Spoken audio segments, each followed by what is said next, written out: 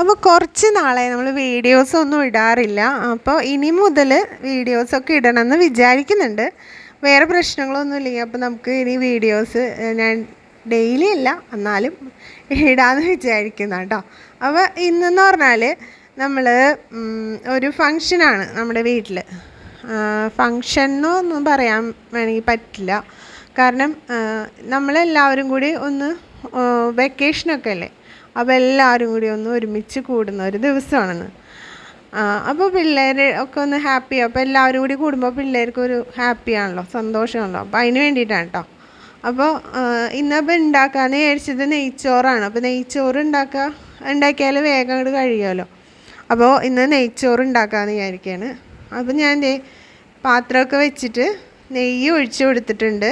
എന്നിട്ട് സവാള കനം കുറഞ്ഞ് അരിഞ്ഞിട്ട് അത് ഇട്ട് കൊടുത്തിട്ടുണ്ട് കേട്ടോ.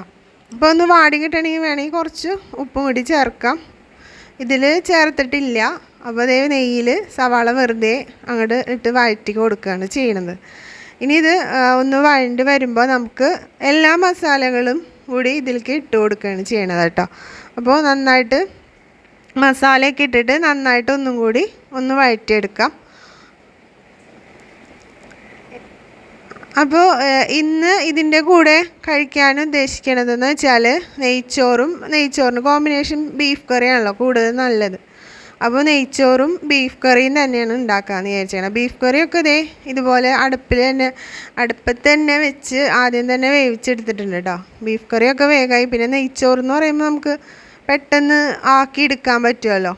അതുകൊണ്ട് ലാസ്റ്റത്തേക്ക് കറി ആയതിന് ശേഷം ചോറിനാക്കാമെന്ന് വിചാരിച്ചിട്ടാണ് കേട്ടോ.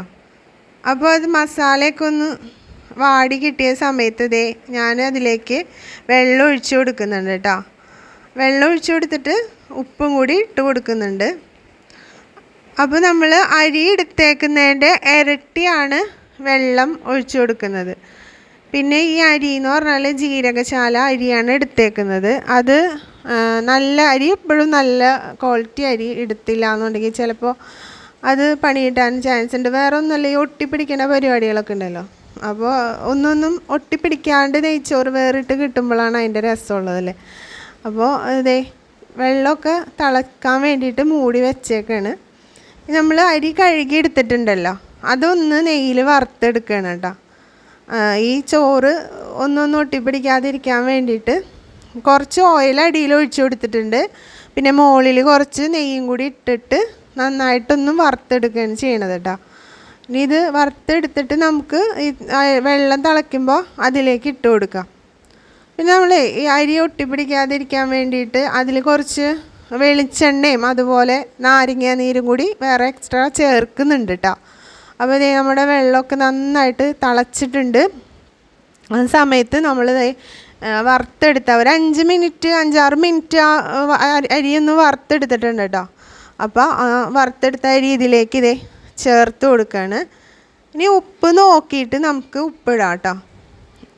ഒപ്പം തന്നെ ഞാൻ ഇതിൽ കുറച്ച് പുതിനയുടെ ഇലയും മല്ലിയുടെ ഇലയും അതുപോലെ പൈനാപ്പിൾ ഉണ്ടല്ലോ, പൈനാപ്പിളും ചേർക്കുന്നുണ്ട്. പിന്നെ പൈനാപ്പിളിൻ്റെ എസെൻസും കൂടി ഇതിൽ ഒരു ടേസ്റ്റിന് വേണ്ടിയിട്ട്, ഫ്ലേവറിനൊക്കെ വേണ്ടിയിട്ട് അതും കൂടി ചേർത്തിട്ടുണ്ട് കേട്ടോ. അപ്പോൾ ഇതൊന്ന് മിക്സ് ചെയ്തിട്ട് തിളക്കാൻ വേണ്ടി വെയിറ്റ് ചെയ്യാണ്. തിളച്ച് കഴിയുമ്പോൾ അത് വെള്ളമൊന്നും വറ്റി കഴിയുമ്പോൾ ആ കനലിൽ കിടന്ന് നമ്മുടെ നെയ്ച്ചോറ് സെറ്റാവണം കേട്ടോ. അങ്ങനെയാണ് നമ്മൾ ചെയ്തെടുക്കുന്നത്. അപ്പോൾ ഇതിൻ്റെ വെള്ളമൊക്കെ വറ്റി. അപ്പോൾ നമ്മുടെ നെയ്ച്ചോറ് ഇവിടെ റെഡിയാക്കി എടുത്തിട്ടുണ്ട് കേട്ടോ.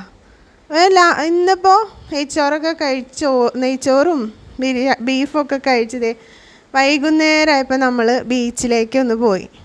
ബീച്ചിലാണെന്നുണ്ടെങ്കിൽ എന്ന് വെച്ചാൽ ഇത് അധികം തിരക്കുള്ളൊരു ബീച്ചൊന്നുമല്ല, അധികം ആളൊന്നും ഇല്ലാത്തൊരു ബീച്ചാണ്.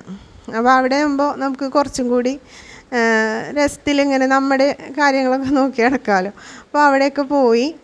അപ്പോൾ അവിടെ വെച്ച് കണ്ട ഒരു ചിപ്പിയാണ് കേട്ടോ അത്. ഇങ്ങനത്തെ ചിപ്പികളെ ഞാൻ കണ്ടിട്ടുണ്ട്, പക്ഷെ നേരിട്ട് കാണുക ഇത്രയും ചെറിയ ചിപ്പി ഇങ്ങനെ ഒട്ടിപ്പിടിച്ചിരിക്കണത് ആദ്യമായിട്ടാണ് കാണുന്നത് കേട്ടോ. അപ്പോൾ തിരക്കൊക്കെ കുറഞ്ഞൊരു ബീച്ചാണ്. ശരിക്കും ഒരു 4 മണി നേരത്തൊക്കെ പോയി കഴിഞ്ഞാൽ നമുക്ക് അസ്തമയമൊക്കെ കണ്ടിട്ട് പോരാം. അപ്പോൾ ഇന്നത്തെ വീഡിയോ ഇത്ര